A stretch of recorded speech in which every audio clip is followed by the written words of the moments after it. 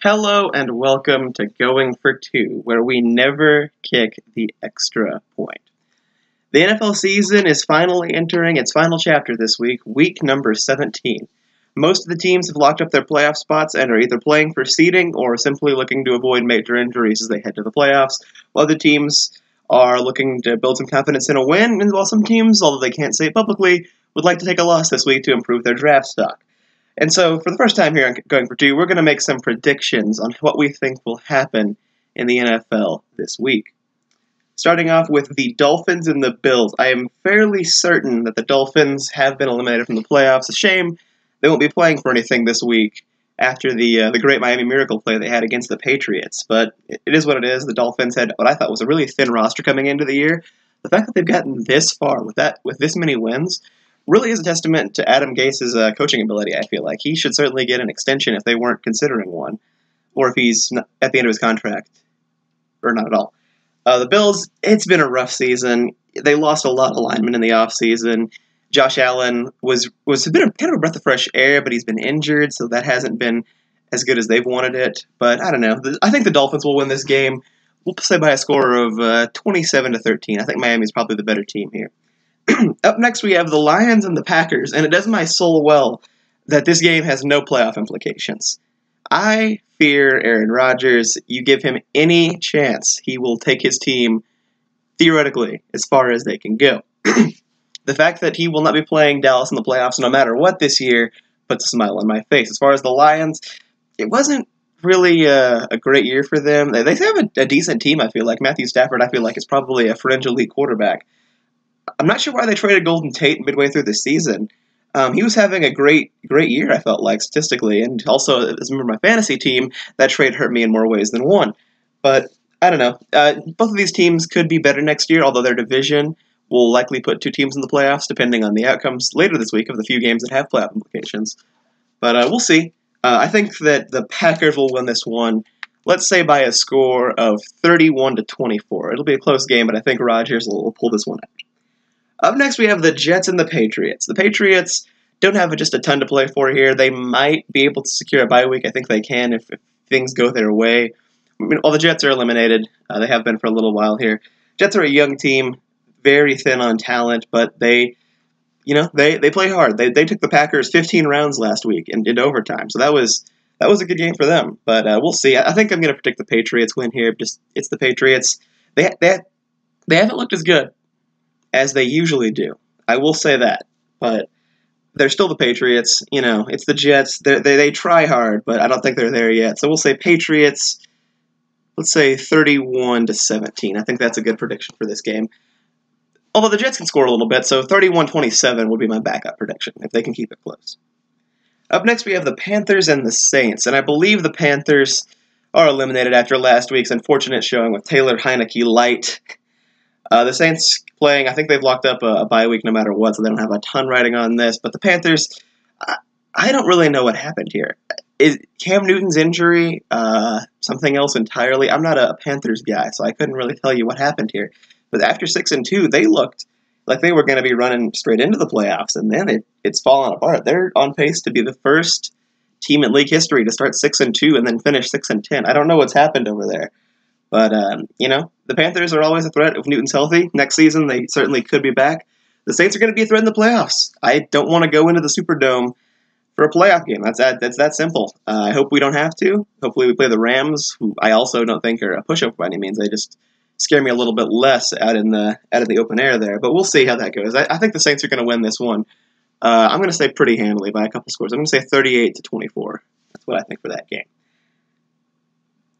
After this game, we have the Jaguars and the Texans. Now, if I thought the Panthers were lost, I think the Jaguars are in the Bermuda Triangle. My apologies. What happened here? I know Blake Bortles isn't great, all right? He's turned the ball over more than anybody in the league the past 3 seasons, 75 turnovers. That's insane.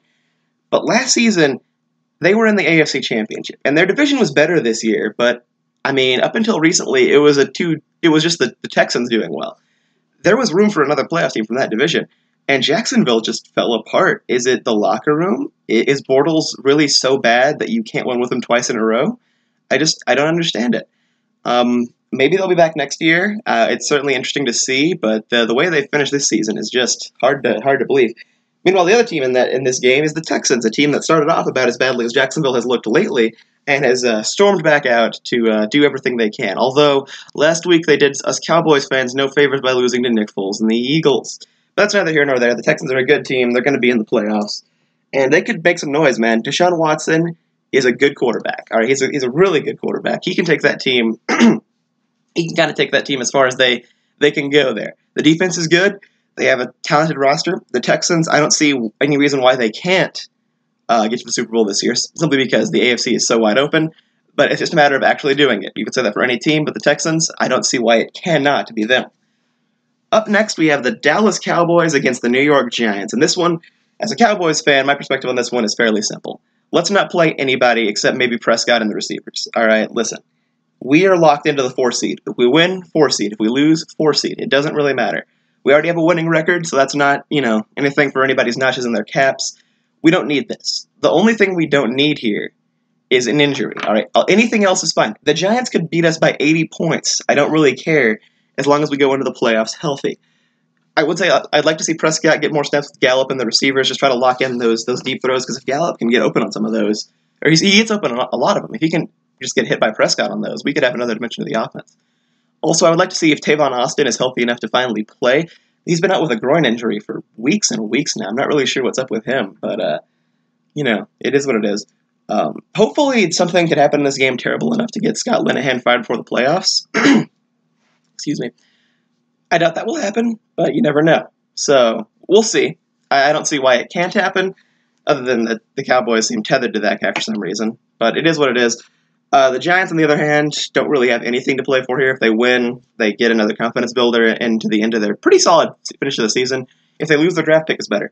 Either outcome probably works for them. I don't know. If the Cowboys play their starters in actual capacity, I'll predict Dallas will win this one 31-24.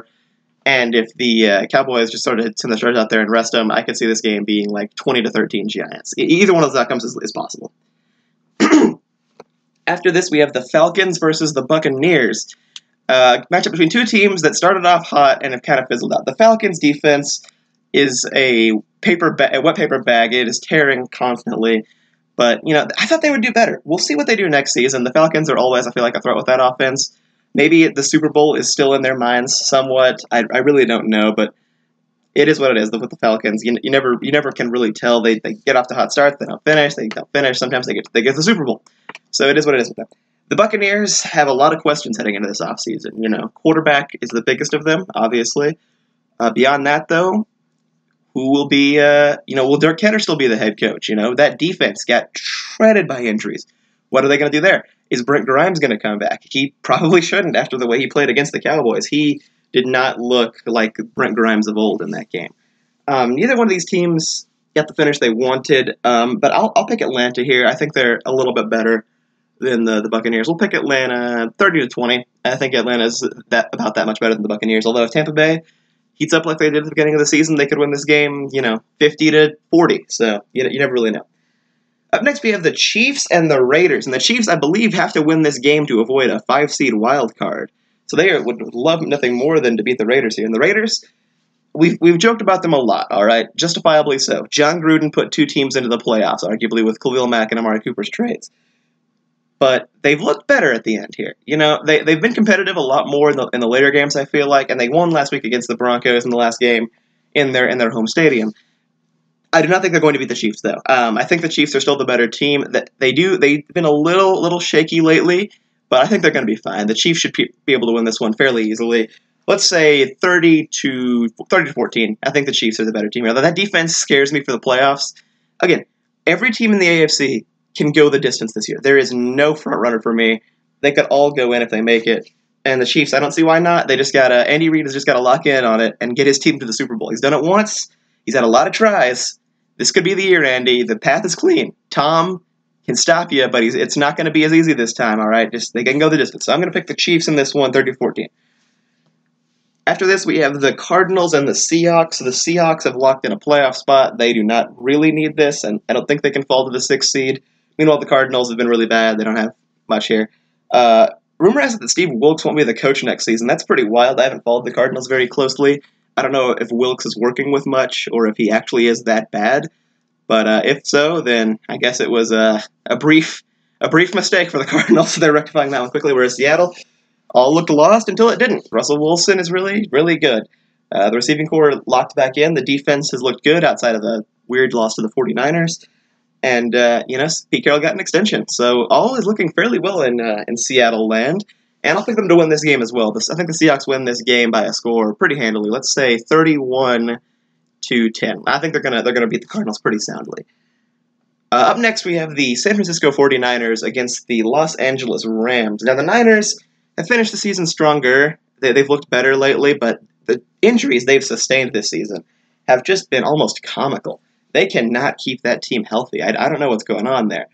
But Nick Mullins has looked pretty decent as a backup. He's looked a lot better than C.J. Beathard has, a guy who, to my knowledge, has not had a game in his career without a turnover. So at least Mullins has had some decent games under his belt. The Rams have looked shaky at the end of the season, but they're still a very good team. The NFC is just as wide open, I think, as the AFC this year. I could see any team from either conference making it if they're in the playoffs. I'll pick the Rams to win this one. Let's say 27-20. That sounds about right. The 49ers could score a lot less. The Rams could score a lot more. We don't really know yet, but that's about the range I predict. The Chargers and the Broncos. The Chargers have looked really good to finish the season. They looked pretty good all season, honestly. And the way Tom's playing, Phillip Rivers might be the best AFC quarterback in the playoffs this year. It's a hot take, but I could see it being the case. The Broncos season has been kind of up and down. Vance Joseph is likely gone. Losing that game to the Raiders last week probably was the nail in that coffin. Denver's team, to me, feels like they're in that real mire of mediocrity that you simply can't have, and it's not a good look. Hopefully for them, they can get it figured out soon enough, decide if Keenum's the answer, decide what they're going to do there. They're not going to have a great draft pick because they won too many games this year, although Philip Lindsay was certainly a great surprise that could help them in the future. I'm going to pick the Chargers here. Let's say 28-17. Let's say 28-17 win for the Chargers over the Broncos. After this, we have the Bears and the Vikings. Now, this isn't a big one. I think the Bears are probably the better team. However, I thoroughly need the Vikings to win this football game. Because if the Vikings win this football game, that slams the door on a Philadelphia playoff spot, and we can get over the whole thing with the Foles and the Eagles and the memes. Sorry, Eagles fans viewing. I'm a Cowboys fan. I'll be objective about you guys' success, but I admittedly don't want you in the playoffs. I'm sorry, but it's fandom. What is the NFL without fandom? What is all that? But as an actual analysis here, the Bears are good. The offense isn't as good as the defense, but that's not really a fair comparison since the defense is so good. The Vikings have been up and down. They looked pretty good since they fired DiFilippo, which, fair enough. I didn't know if that was the right move at the time. It seems to have been for this season, at least. I'm going to predict this game as close. I'm going to predict 30-27 in overtime, although I'm not going to predict a winner because I really will say Bears is probably the head pick, Vikings is probably the heart pick for that one. That's what I think is going on in that game. Browns-Ravens. Now, this is a game I also have an ending that I would like to see. I'm going to need the Browns to lose this one because I don't want to see the Pittsburgh Steelers in the playoffs. I don't like the Steelers. Again, that's some homerism, but in actual analysis, the Browns have looked really good lately. Man, if they had fired Hugh Jackson earlier, they might have made the playoffs this year. It's really a shame. The Ravens have looked really pretty good with Lamar Jackson. They haven't really been just run off the field yet, which is good. Again, they make the playoffs. I don't see why they can't go that far. They're certainly not my favorite from the AFC, but they have a chance. So I'll pick in this one. I think I'll pick the Ravens 27-21, another close one. But I do think Baltimore is going to pull this out with both what I think will happen and what I want to happen. Up next, we have the Eagles and the Redskins. As much as don't want this to happen, the Eagles should run through Washington in this game. They're a team in absolute tailspin, the Redskins. They have players calling out the franchise and fan base on their Instagrams. They have players getting released for disloyalty to the defensive coordinator. And on top of that, they have a list of injuries so long you could probably build a house out of it. The Eagles are in a similar-ish case. Nick Foles is there. Carson Wentz is hurt again, but they're going to be fine. The Eagles are going to win this game. I'll say 30-10. This shouldn't be close if the Eagles handle their business. After this, we have the Bengals and the Steelers. Go Bengals, go here. Cincy is, been kind of mediocre this season. They really need something, a change to get that team going in the right direction, like firing Marvin Lewis, but that's neither here nor there, is it? So Pittsburgh has to win this game to stay alive in the playoffs. You know, they look back on this season, Pittsburgh does, if they miss the playoffs. And you could look back on the Saints game, but that's not where you should look. You should look back on where they lost to the Raiders on the field goal block, or giving up a 16-point lead in the third quarter to the Chargers, or throwing the INT on the goal line to the Broncos. Like, the Steelers have been in 3 games where you change, like, maybe 1 to 2 plays, and they get those wins, and they're not playing for a wild card. They're playing for a bye week. I mean, Pittsburgh has had some bad luck, and granted, some of it is also just some bad play on their part. But they got the benefit of that in the Jacksonville game, though. So they've been really shaky since the 7-2-1 start. You know, if they make the playoffs, good for them. But they don't seem to be locked in or ready enough. That sounds kind of vague, I know, but I don't know. Pittsburgh doesn't seem like they're there this year. If they make the playoffs, though, again, everyone has a chance this year. It's more wide open than ever. So we'll see. I think the Steelers are going to beat the Bengals, though. I think they're going to beat them, let's say, 28-21, close game. But I think Pittsburgh does get the dub and keep their playoff hopes alive. But yeah. And finally, we have the last game of the NFL regular season, the Indianapolis Colts, the Tennessee Titans. 2 teams that are playing for their playoff lives here. The Titans are in an amazing spot where they can either have a bye week or they can be eliminated. It's always fun when there's that big of a discrepancy in the last week of the NFL season for a playoff spot. The Colts have looked good. You know, they almost lost to the Giants, which is a bit concerning, but their offense seems solid. They ran through the Cowboys in a game that I hope isn't a rematch from the Super Bowl this year. Well, I wouldn't mind if Dallas got that far, but the Titans need this win too. They've looked really solid lately, although they looked a lot less solid than they needed to against the Redskins with Gabbert at quarterback. This one's a pure toss-up for me. I think the Colts are going to win, I guess, so we'll say overtime on this. We'll say 36-30 in overtime on a touchdown. And, you know, that's a little too high scoring, actually. Let's go 27-21 in overtime. I think the Colts do pull it out, though. I predict that. I just don't see how the Titans will keep up with them, especially if Mariota isn't good to go. But those are my predictions for the NFL this week. Who do you guys think is gonna win this week? Who do you think is gonna make the playoffs? Who are your favorites in the playoffs? Let me know down in the comment section. If you enjoyed this video, subscribe for some more. Leave a like if you enjoyed. This has been a kickoff commentary. This has been Going for 2. And remember, never kick the extra point. See you next time.